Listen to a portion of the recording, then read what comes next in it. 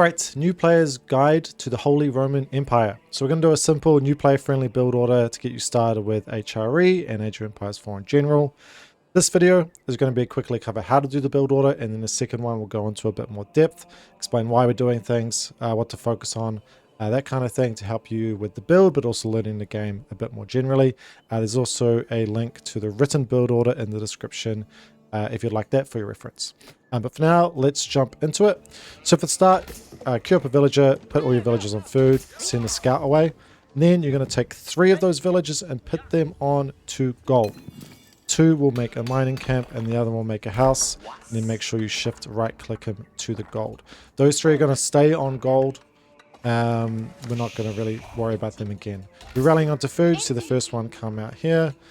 And we're going to rally all the way, or continue rallying on food until we age up. Now the thing with HRE is you have a prelate. The prelate inspires and has a capacity to inspire up to 8 villagers to gather faster. Really important mechanic. For this, we're going to keep it really basic.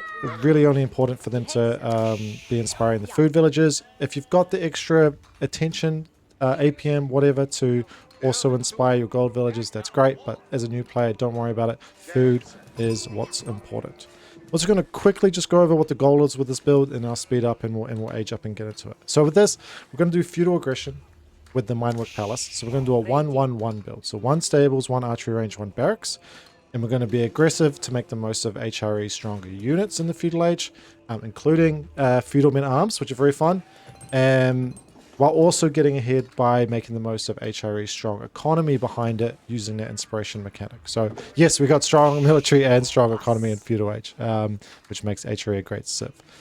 Again, this is a beginner's build. It's not optimal. Prioritizing making it just as basic as possible, allow you to get settled into matches and not get shit on right away, basically, and then you can sort of play around from there. I think especially important since HRE, although they're relatively standard civ HRE, they're a bit more complicated than, say, English or French. So we're about ready to almost age up, and then we've got our next important thing. So we're going to take 3 of these villages on food, and we're going to make the Minework Palace. Build it anywhere, it doesn't really matter. And then around this time, we're going to take, I did a little TC hop trick. It's an optimization, don't worry. Just, you want to take, you want to leave 5 on food, and then in this case, it was 2 extras, go to wood. And now we're rallying on wood, and we're going to go up to 10. These ones that are on minework are going to go back onto the food. But keep the TC rallied on wood up to 10. The other thing, and I'll just keep speeding up ever so slightly, is once we get to 100 gold, we're going to queue up a prelate, and with the rally point on wood, that prelate is going to go to wood automatically, and that's going to inspire our wood villagers. So we want our food and our wood inspired. Again, gold, don't really stress it. When you make the prelate, it's not really that important, just before you get to 10 on wood.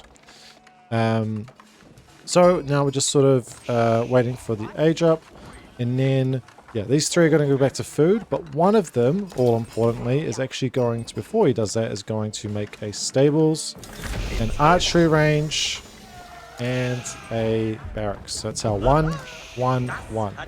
Once these come up, you want to be producing out of them. You won't be able to produce out of all 3 non-stop, but you want to do as much as you can, prioritizing whatever unit you think is most useful. To start with, it's going to be horsemen. The caveat being, if you're against like French or a feudal knight civ, you might want spearmen first, just so you can defend, and then go into horsemen and archers. And then out of the Minework Palace, we're going to start getting our upgrades. So the first one is all pikes. That's a unique technology that HRE gives you extra damage for your spearmen and horsemen, which makes this a very powerful build. Also, we want ranged defense and then ranged attack to make our units stronger as well. So with pressuring of the first horseman, you don't need to do this. You can just build up an army and go. This is just sort of extra points if you like. Again, also this game is just against the AI, so don't worry too much about what's happening with the aggression, but you're going to make units and aggress. That's the important part. Once we've got 10 on wood, we're going to rally back onto food, and we're going to basically stay there until we go onto wood a little bit later, and I'll tell you why that's important.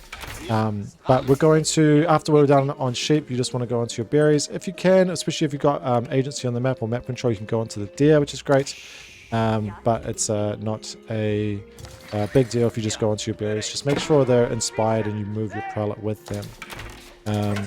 You'll find yourself floating a little bit of gold at this stage. You can spend that on upgrades if you've got the ability, or the extra time capacity. I guess you're not too panicked with it.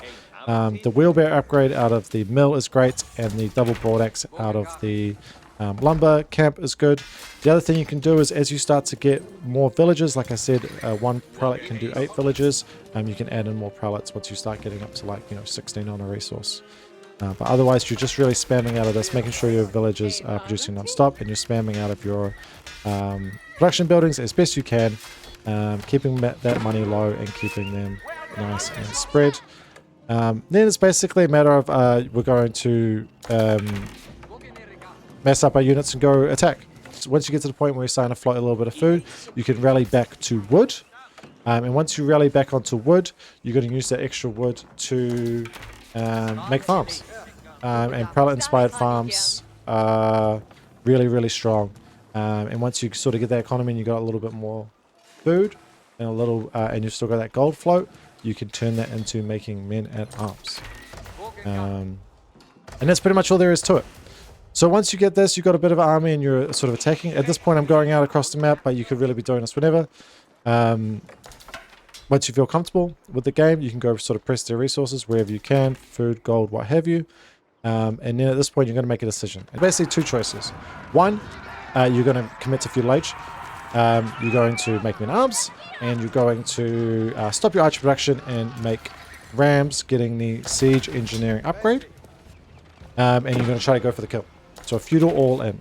The other option is that you can put a couple more guys onto gold, or maybe your gold is floating, and you want to try to go up to castle age. And then with the castle age, you're going to go up with the Burgrave Palace. That allows you to print out men at arms non-stop, and it also gives your melee infantry 50% extra charge damage, which is fantastic. And using that, you can just flood your opponent with men at arms, and you can try to win the game that way. Both result in attacking and trying to kill your opponent. But that's pretty much all there is to it for the how-to. In this video, I'll play it out. I think I do the ram rush. Yep, you can see I'm getting siege engineering now. But there's really not too much to learn. It's just against AI here. You're just going to want to make rams and go. With rams, you kind of want to make up to 3 as a good rule of thumb, but obviously play what's the feel of the game. But you just get so many units, so much economy, and this allows you to go in and kill your opponent, in this case, in the feudal age. But that's about it. So that's the how to do it. I'll do a second video, which will go into a little bit more depth, especially with HRE, a bit more complicated. There's a bit more depth there. So check that out if you're interested, but if you just want the pure how to do this, there you have it. And again, the written description written build order is in the description below. But that's it for me. Hope you enjoyed, and hopefully catch you in the next one. Bye-bye.